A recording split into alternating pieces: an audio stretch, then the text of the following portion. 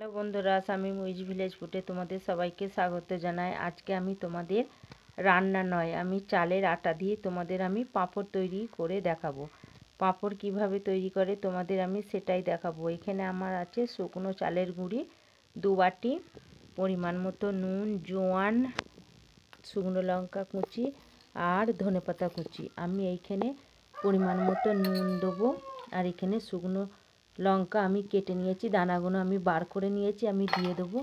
এখানে আছে ধনেপাতা কুচো, আমি দিয়ে দিয়েছি পাতাগুলো, আর এইখানে আছে জোয়ান। সব একসাথে মিশিয়ে আমি জল দিয়ে একটা পাতলা ডো তৈরি করে নেব। এবার আমি এর মধ্যে জল দেবো, দিয়ে একটা পাতলা ব্যাটার তৈরি করে নেব আমি। এই দেখো আমার ব্যাটারটা গোলানো হয়ে গেছে। এই রকমভাবে ব্যাটারটা তৈরি করতে হবে। এবার সব উপকরণ আমি মিশিয়ে নিয়ে এরম ব্যাটার তৈরি করে নিচ্ছি। এবার আমি চলে যাব উনুন সালে। উনুনটা আমি জেলে দিয়েছি, একটা হাঁড়ি বসিয়ে দিয়েছি, তার হাঁড়ির মধ্যে জল দিয়ে দিয়েছি। জলটা আমার খুব গরম হয়ে যাওয়া পর্যন্ত আমি অপেক্ষা করব। আর এদিকে আমি একটা প্লেটের মধ্যে সাদা তেল আমি এর মধ্যে বুলিয়ে দেবো। এর মধ্যে খুব ভালো করে সাদা তেলটা খুব ভালো করে আমি তেল বুলিয়ে নিয়েছি। আর এখানে ব্যাটারটা আমি এরকম করে গুলিয়ে এক হাতা ব্যাটার আমি এর মধ্যে আমি দিয়ে দেবো। দিয়ে একটু এরকম একটু চাইরে আমি নেব। আর এই হাঁড়িটার ওপর আমি বসিয়ে দেবো।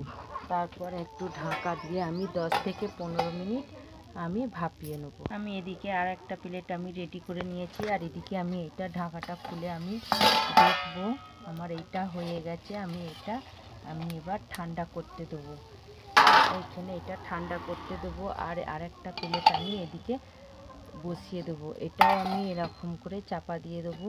এইভাবে সবকটা আমি তৈরি করে নেব। এবার আমি প্লেট থেকে এইটা আমি তুলে নেব। এই দেখো বন্ধুরা, খুব সহজে প্লেট থেকে ছেড়ে আসছে। আমি এইখানে এর মধ্যে রেখে দেবো। এই দেখো আমার আর একটা পিঠে হয়ে গেছে, পাঁপড় হয়ে গেছে। আমি এইখানে এবার ছাড়িয়ে দেবো। এই দেখো আমার সব চালের পাঁপড়গুলো তৈরি করা হয়ে গেছে। এবার আমি এইগুলোকে নিয়ে আমি চলে যাব ছাদে।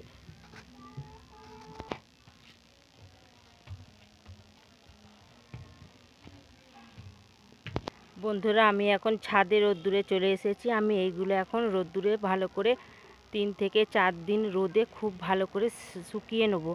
তারপর তোমাদের একদিন ভিডিও ভেজে দেখাবো।